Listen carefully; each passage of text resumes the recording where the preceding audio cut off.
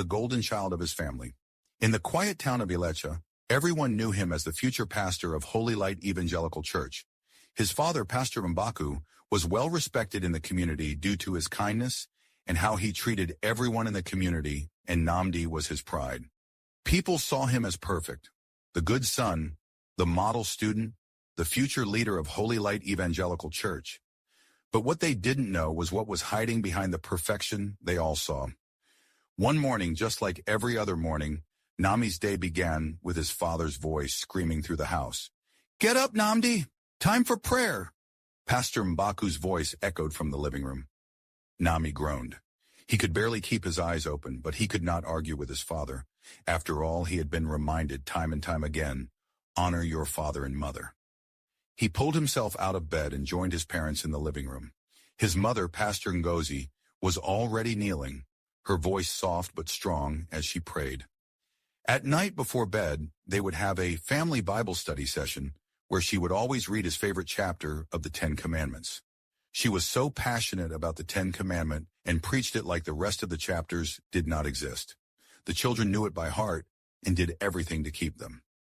Every time Namdi was leaving the house, his mother would remind him, "Do not sin. God wants us to be pure and holy. Namdi, don't be equally yoked with unbelievers." "Yes, mother," he replied. These words shaped how Namdi treated other people. If you were not dedicated to church and walked according to the rules of the church, Namdi had nothing to do with you, not even a few seconds of conversation. From an early age, Pastor Mbaku made it clear. Namdi would inherit the church, take the mantle as head pastor. Every sermon, every prayer, every lesson, Namdi absorbed like a sponge. His bond with his father was unshakable, as if they shared the same heartbeat. At school, Namdi stood out as the most focused and disciplined student. While other children talked about girls and other worldly things, Namdi was more interested in his studies and church activities. He was the leader of the Scripture Union in his school, evangelizing and leading in morning devotions at school chapel. During breaks, Namdi spent his time as the assistant pastor of Holy Light Evangelical Church. Every mother in the community admired him. Each time he walked past a group of mothers, they would whisper, "He is such a perfect son. I wish he was my son." Pastor Mbaku was so proud of his son, and each time he preached about sin, he would use Namdi as the example of perfection.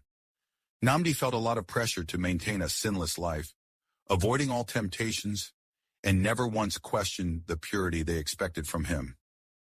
University life was nothing like Namdi had imagined.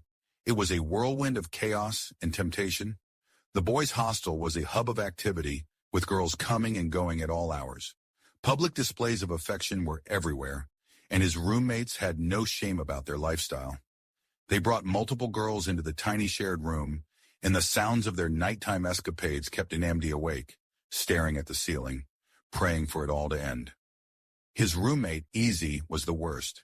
Easy made it his mission to introduce Namdi to a parade of girls. They were always dressed in tight, revealing clothes with a love for partying and clubbing. Their flirtatious nature made Namdi cringe. It was the complete opposite of everything he had been taught. Raised in the church and guided by strict principles of holiness, Namdi found this lifestyle unbearable. "Don't introduce me to these sinful people," he would yell at Ease. "Chill out, bro. You have only one life. Enjoy it now that you are young." Ez would respond, laughing at how uptight Namdi was. Whenever Namdi felt the pressure to relax, his mother would call, reminding him, "Hell is real, Namdi. Remember the 10 Commandments? Thou shalt not commit adultery," she'd say, her voice filled with urgency. "You will take over the church one day. Don't let the devil steal your inheritance." Those words echoed in his mind, strengthening him as he struggled to navigate the moral minefield of university life. While his roommates spent their nights partying and chasing after fun, Namdi buried himself in books, church activities, and long prayers. His dedication paid off. A few years later, Namdi graduated at the top of his class as a medical doctor. The next chapter of his life began when he was posted to Umasi town for his house job as a medical doctor. It was a new beginning, far from the distractions of university life. Little did he know, Umasi would bring challenges and revelations that would break him beyond his imagination. When Namdi arrived in Umasi town for his house job, He was filled with excitement and a renewed sense of purpose. This was the moment he had been working toward for years, an opportunity to step out of the classroom and into real-life practice. Umasi was a quiet, close-knit town with dusty roads, bustling markets, and a warmth that greeted newcomers. The local clinic, though modest, was always buzzing with activity. Patients came from miles around, seeking help for everything from minor injuries to serious illnesses. Nami could feel the weight of the responsibility, but it didn't scare him. Instead, it fueled his determination. This is it, he thought as he walked into the clinic for the first time. The smell of antiseptics, the chatter of nurses, and the sight of patients waiting in the crowded reception area stirred something deep inside him. He was here to help, to heal, and to leave a mark. At the clinic, Namdi was introduced to Nurse Amaka, a no-nonsense matron who had earned her reputation as the backbone of the medical team. Tall, confident, and with a voice that commanded respect, Nurse Amaka had spent years serving the community and was very protective of her patients. From the moment she met Namdi, she knew he was different.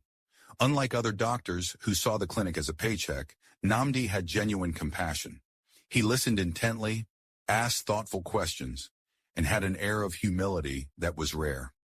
"You have a good heart," she said with a small smile, as she took him on a tour of the clinic. Nurse Amaka introduced him to the staff and then to the wards, where patients lay on small beds, some with hopeful faces and others worn down by illness. Namdi greeted each one warmly, taking the time to learn their names and hear their stories. But Namdi didn't stop there. Beyond treating them in the hospital, he went the extra mile. When patients were discharged, he often followed up with home visits to ensure they were recovering well.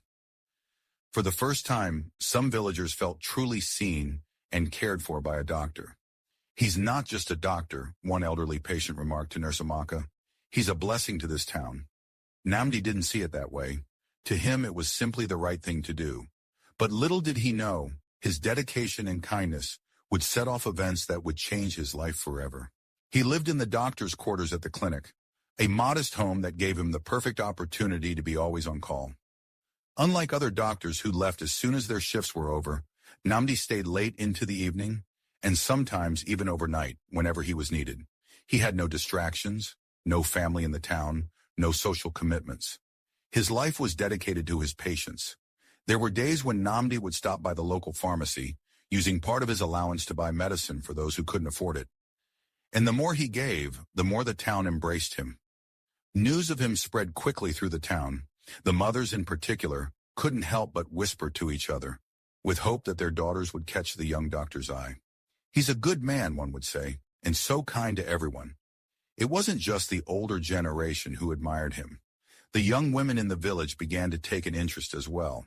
They would visit the clinic for even the smallest health concerns, anything to be near Dr. Namdi. They lined up in long queues, their eyes lighting up whenever it was their turn to see him. But Namdi, as always, was focused.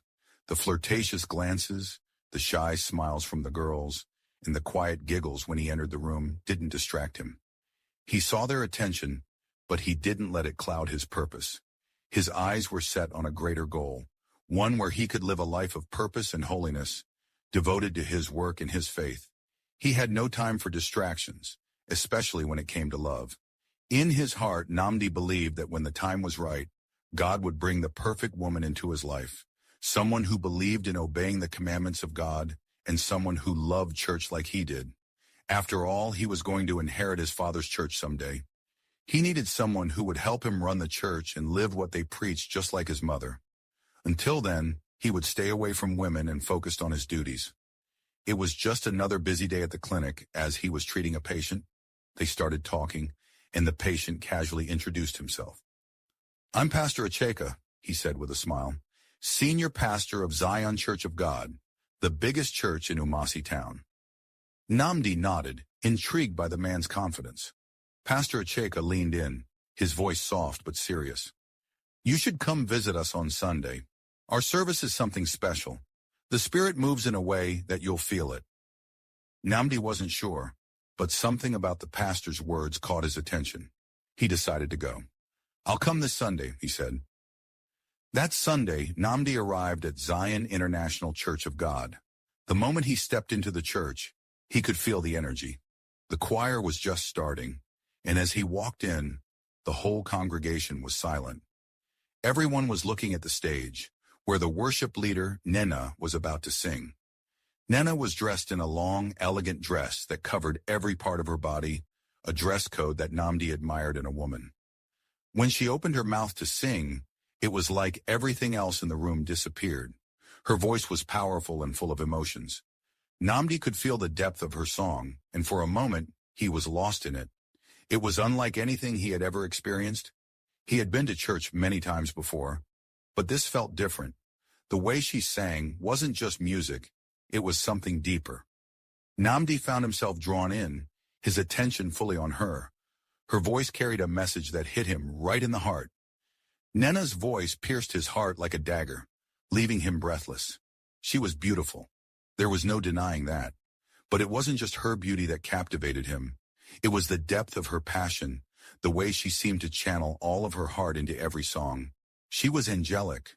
For the first time in his life, Namdi felt his heart move in a way he couldn't explain. As the song ended, the congregation clapped, but Namdi stayed still feeling the power of the music. There was something about this place, something that made him think he had just stepped into a new chapter of his life. When the service ended, Namdi lingered around, hoping to catch a glimpse of Nena. He had to meet her. He had to know who she was, what she was like. And as fate would have it, their paths crossed as Nena came down from the stage. Their eyes locked, and for a brief moment, it felt as if the world had stopped. "Hello," Namdi said, his voice slightly shaky. "I just wanted to say that your singing, it was incredible. I've never heard anything like it." Nena smiled warmly, her eyes glowing with kindness. "Thank you. I'm glad you enjoyed it. I've been leading worship here for a few years now." Her smile was like a beacon of light, and Namdi felt a wave of warmth spread through him. There was something about her that made him feel at ease. As Nena and Dr. Namdi continued their conversation, the pastor noticed the way Namdi was looking at Nena. He smiled gently and he walked over to them with a friendly yet knowing look. "Ah, Dr. Namdi, welcome to our church," Pastor Acheka said, his voice warm. "I see you've already met my daughter Nena." Namdi froze for a moment, surprised. "Your daughter?" he asked, his voice betraying his shock. "Yes," Pastor Acheka chuckled.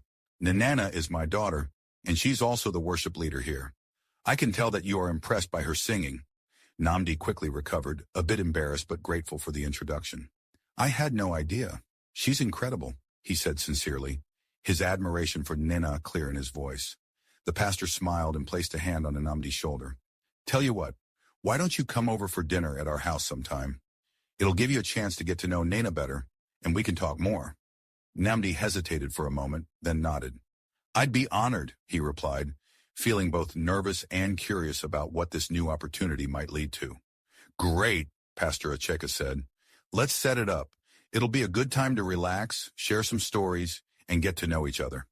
Namdi couldn't help but feel a sense of excitement at the thought of spending more time with Nena, and even more so, with the chance to learn more about her life and her faith. Little did he know that his life was about to change forever. As days turned into weeks, Namdi and Nena found themselves spending more time together than ever before. She was his dream woman, dressed to cover her body, soft-spoken, gentle, compassionate, spiritual, hated world things. You name it, Nena had it. She was the model of perfection Namdi had been looking for. She knew every verse in the Bible and would quote it for everything that came up. "This is it," Namdi thought to himself. "This is the perfect woman I've always wanted." One evening, as the sun began to set on the church steps, Namdi and Nena sat together in a comfortable silence. Namdi's heart raced as he looked at her, the woman who had captured his heart in ways he never thought possible. He knew this moment had come, the moment he had been waiting for. "Nena," he began, his voice steady but full of emotion, "I've never felt this way before. I've never met anyone like you.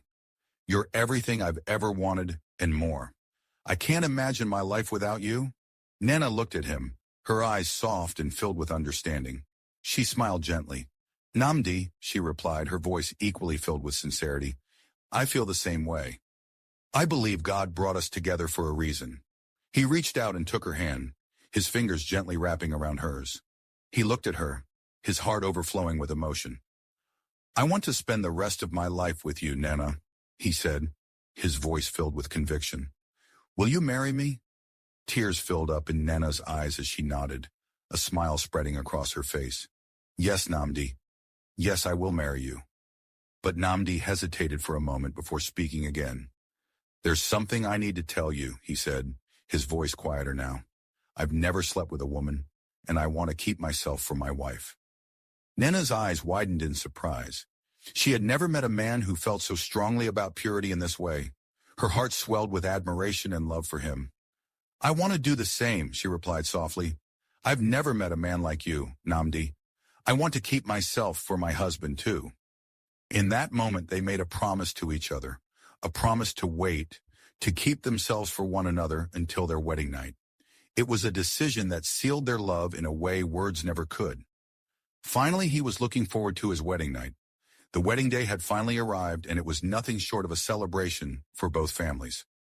Nana's father, Pastor Acheka, beamed with pride, knowing that his daughter had chosen a man who would not only be a loving husband but also a devoted partner in the ministry. Pastor Mbaku and his wife, Pastor Ngozi, were equally delighted. Their son, Namdi, had found a woman who was a pastor's daughter, someone who truly understood the demands and responsibilities of ministry. A perfect match for their son.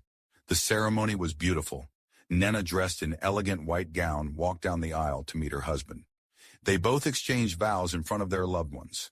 Years of waiting for the perfect woman finally coming to an end for Namdi. As the celebrations continued, Namdi couldn't help but think about the night ahead. He had waited for this moment for so long, keeping himself pure and focused on his faith. As a doctor, he understood the physical aspects of intimacy. He had heard wild stories about wedding nights, and he had kept himself all these years just for this. They planned everything down to the smallest detail. A honeymoon suite in a luxurious hotel, the excitement of starting their new life together and running the church together. But as the night unfolded, it quickly turned into something neither Namdi nor Nana could have expected. At the honeymoon suite, as Nana undressed and laid on the bed, waiting for Namdi, the atmosphere was heavy with anticipation. Namdi had always dreamed of this moment, this union, this beautiful, pure connection with the woman he had prayed for so long. As he began to make love to her, something caught his attention. His heart froze as he realized something he never thought possible. Nana wasn't a virgin. The world around him seemed to stop. His blood ran cold as disbelief and confusion filled up his mind. This was the woman he had always believed to be pure, the one who shared his faith, his values, his vision of a holy life of abstinence. Now, in the quiet of their honeymoon suite, that image began to crumble. Namdi pulled away, his voice trembling with hurt and shock. "What is going on here? Why didn't you tell me, Nana? Why didn't you tell me the truth?" Nana's face turned pale. She sat up on the bed, tears streaming down her face, her voice barely a whisper. "I didn't want to disappoint you. I thought you would leave me if you knew. I was afraid that you wouldn't love me anymore." Her words hit him like a physical blow. Namdi sat on the edge of the bed, his mind racing. Everything he had built his future on, the trust, the purity, the promise of a holy and untainted marriage, felt like a lie. This was not the woman he had thought she was. This was not the future he had imagined. Nana continued to cry, her hands trembling. "I'm sorry, Namdi. I should have told you before. I never meant to hurt you. I didn't know how to say it. I was scared of losing you." Namdi remained silent, his thoughts racing. The silence between them grew heavy, filled with questions and doubts. Namdi didn't know what to say, and Nana, still crying, waited for him to react. The love they had for each other was still there, but it was now overshadowed by the confusion and pain of the truth. When Nana tearfully confessed to him that she had been raped in the past, her words only added layers to the pain he was already feeling. She explained that after the trauma, she had never been with another man. "How could you not tell me that such thing happened to you?" Namdi screamed, sympathizing with her. This revelation left him questioning everything he had known about her, about their relationship, and about himself. As the days passed, Namdi withdrew into himself. Every time he looked at her, his heart burned with the feeling of betrayal. The woman he had married, the one who had seemed so perfect, was now a stranger to him. Nena, on the other hand, was consumed with guilt. She could see the anger in Namdi's eyes and hear the hurt in his voice whenever they spoke. She tried to explain herself, to beg for his forgiveness, but Namdi remained distant. Nanena, still sitting on the bed, looked at him with eyes filled with remorse. Her hands trembled as she wiped her tears, but she didn't dare move toward him, knowing that he was still processing the bombshell she had dropped. "I'm so sorry, Namdi," she repeated softly. "I never wanted to hurt you. I just couldn't bear to lose you, to have you look at me like I was damaged. I'm not perfect, but I never lied about what happened to me." "I don't know what to say," Namdi muttered, his voice strained with emotion. He stopped pacing and turned to face her, his heart torn between his love for her and the anger that burned deep within him. "You should have told me. You should have trusted me enough to tell me the truth from the beginning."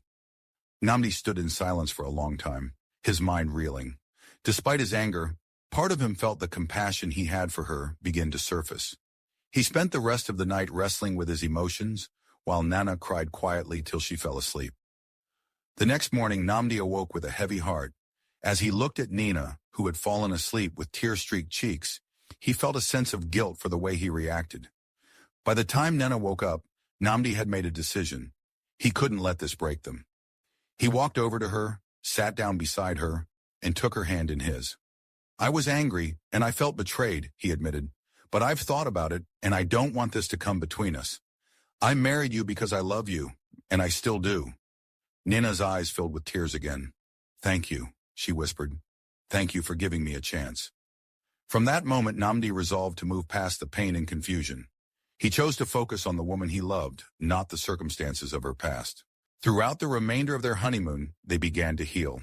That night, they shared their first intimate moment, though the thoughts of the lies and betrayal kept coming up. He pushed it aside and continued. They made love numerous times during the honeymoon, each time deepening their bond and laying the foundation for their marriage. After the honeymoon, they both went back home to continue with their normal lives. Dr. Namdi went back to his job helping the people and doing all the things he used to do. His married life did not interfere with his passion and service as a doctor. He also became very involved in the church, assisting his father-in-law in running the church. Pastor Acheka finally found someone who would take over the church and manage it with his daughter. 3 months after the wedding, something unsettling began to unfold in Namdi's life. It started subtly, almost innocently. Namdi, who had always been strong and full of energy, began to feel sick. At first it was a simple bout of malaria, a common enough illness in Umasi. He self-medicated, took a few days of rest, and seemed to recover. While he was home recovering, his friend Ease decided to visit him. Ease was out of the country during the Namdi's wedding and had just returned. He was so eager to meet the special woman who was pure enough to catch Namdi's attention. "This woman must be an angel," as teased Namdi, "because no human being is pure and sinless enough for your standards." They both laughed on the phone. When Ez arrived, the house was warm and inviting, and the aroma of freshly cooked jollof rice filled the air. When Nena came out to greet Easy, a strange look crossed his face. "Candace!" Easy blurted out, his eyes wide with recognition. Nena froze for a split second before forcing a smile. "I'm sorry, you must be mistaken," she said smoothly. "That's not my name." Namdi chuckled, oblivious to the tension. "Isa, this is my wife, Nina. Not Candace," he said, patting her arm affectionately. But Izzy wouldn't let it go. "No, I'm certain I've seen her before," he insisted. "Her name was Candace back then." Nena's composure didn't waver. "You must have me confused with someone else," she replied with a light laugh, quickly excusing herself to check on the food. Though Ezzy let the matter drop, his mind raced with questions.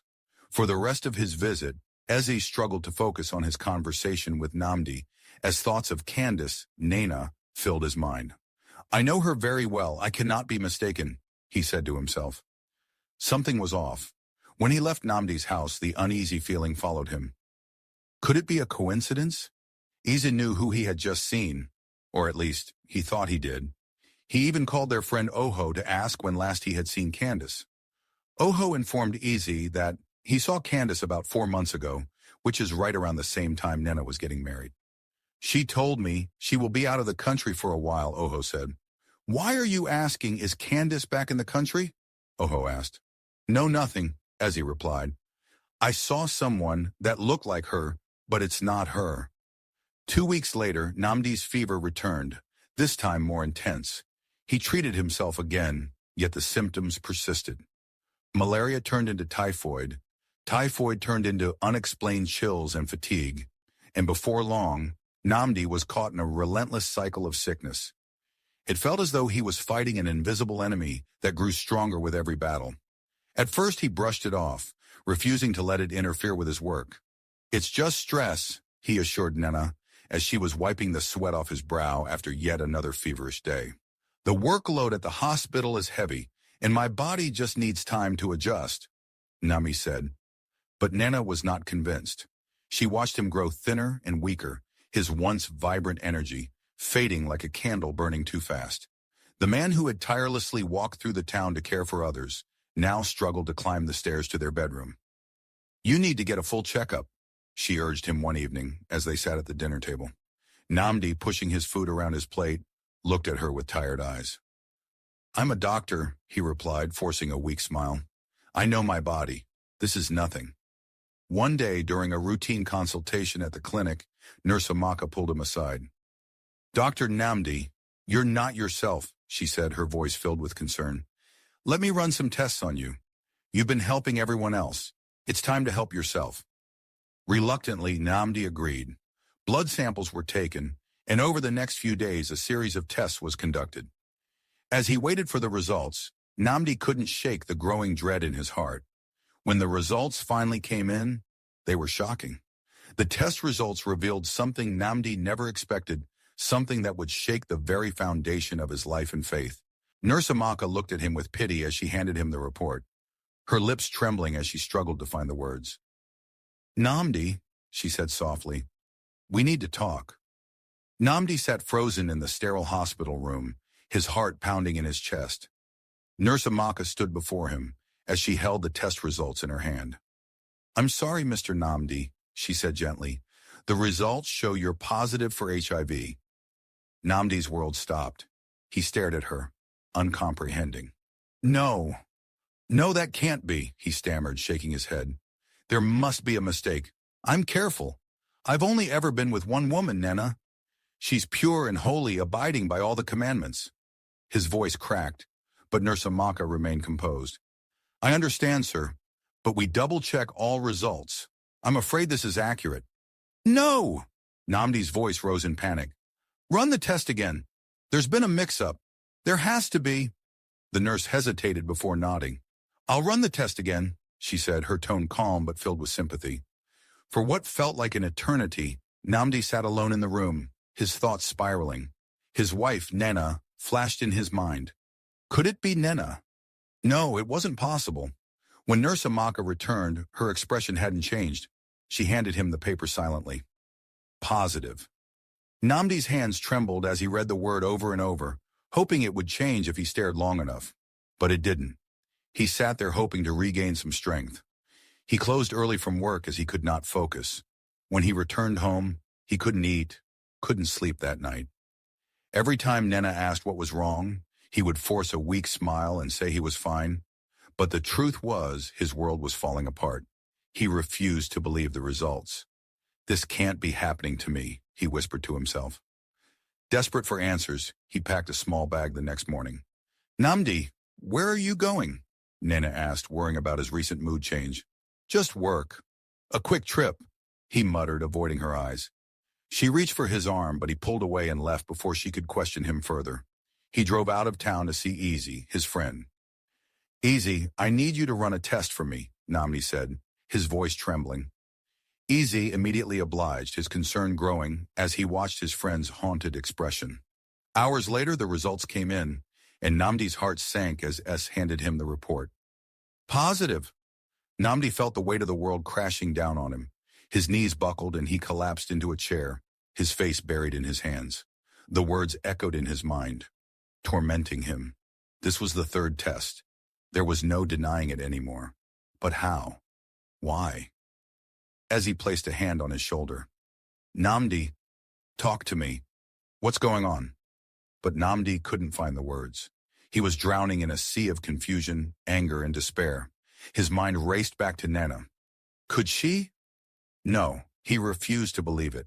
As tears streamed down his face, Namdi realized he couldn't run from the truth much longer. Whatever the reason, his life was shattered, and the answers he desperately sought were waiting for him at home. His friend Easy sat across from him, his face lined with worry. He wanted to say something, anything to comfort Namdi, but the words wouldn't come. I've been holy my whole life, he whispered, his voice breaking. I have never been with any woman other than my wife.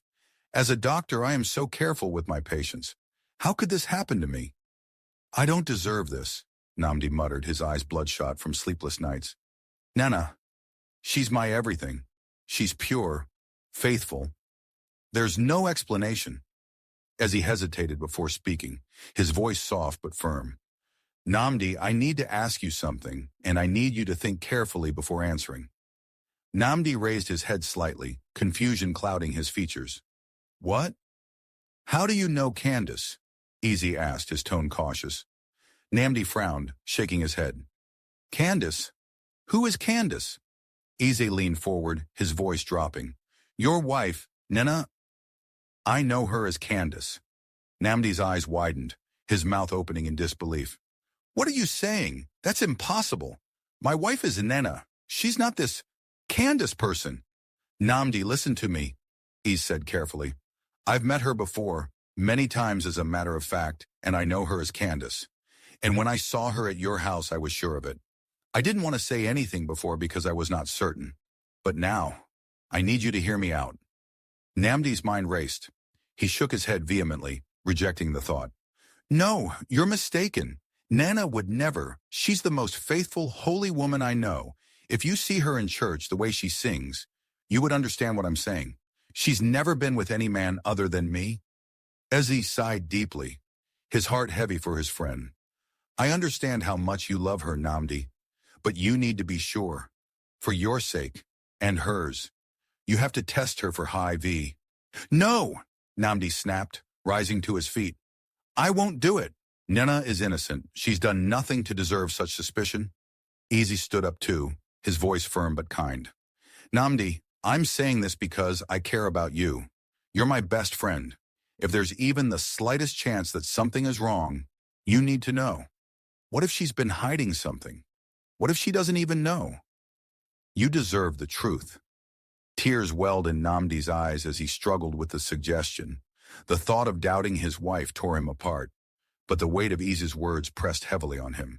He slumped back into the chair, his body trembling. I don't know if I can do this, Namdi whispered. You can, as he said gently, placing a hand on his shoulder. You have to, for both of you. The drive home was the longest and most agonizing journey of Namdi's life. His mind swirled with questions and despair, each thought cutting deeper than the last. How could this happen to him? He had lived his life with integrity, faithfulness, and caution. Yet here he was, grappling with the unthinkable. By the time he reached home, he had no recollection of the drive itself. His hands trembled as he turned off the ignition and stepped inside. The aroma of freshly cooked egusi soup wafted through the air, but it did nothing to stir his appetite. Namdi, you're back! Nana greeted him warmly, her radiant smile lighting up the room. I made your favorite meal. Thank you, he mumbled, avoiding her gaze. He slumped onto the couch, his head heavy with the burden of his secret. Nana's smile faded. She sat beside him, concern written on her face. What's wrong? You haven't touched your food. You barely even looked at me. It's nothing, Namdi replied, his voice hollow. Namdi, talk to me, she pleaded.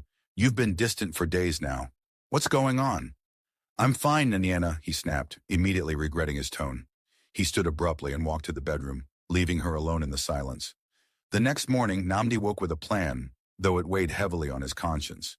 Nana, he began hesitantly, I need you to come to the hospital with me today. There's a test I want us to do. A test? What kind of test? She asked, confused. Just a routine compatibility check to make sure our children will be okay. He lied, his voice unsteady. It's for peace of mind. Though puzzled, Nena agreed. At the hospital, Namdi asked Nurse Amaka to draw her blood. He avoided looking at Nena as the nurse carried out the procedure, guilt gnawing at him for deceiving her. Hours later, Nurse Amaka walked into Dr. Namdi's office with the test results in hand. She glanced at him nervously, sensing the storm brewing in his life. "Here are the results," she said quietly, placing the envelope on his desk. Namdi opened it with trembling hands, his worst fears confirmed in black and white. Nena was HIV positive. He felt the room spin as he stared at the paper. No, this can't be," he whispered, his breath shallow. Before he could process it further, darkness closed in, and he collapsed to the floor. When he came back to consciousness, Nena and Nurse Amaka were standing over him. Panic and confusion filled their faces. "Namdi! What's going on? What's in that report?" He couldn't bring himself to speak. Tears streamed down his face as he handed her the paper. She read it slowly, her expression shifting from confusion to disbelief. "HIV?" she whispered, her voice barely audible. "Namdi, how is this possible?" Namdi sat up, his hands buried in his face. "That's what I'm trying to understand. I've been faithful to you, Nena. You're the only woman I've ever been with in my entire life. How did this happen?" Nena staggered backward, clutching the report. "You think I—" Her voice broke as tears streamed down her cheeks. "Namdi, I've been faithful to you too. I don't understand." The room filled with a suffocating silence as the unspoken question hung in the air. Who gave whom HIV, and what happened next will shock you. Stay tuned. If you enjoyed the story, I'd love to hear your thoughts in the comments. Feel free to share your opinion. Part 2 will be posted tomorrow. Thank you for watching and see you in the next video.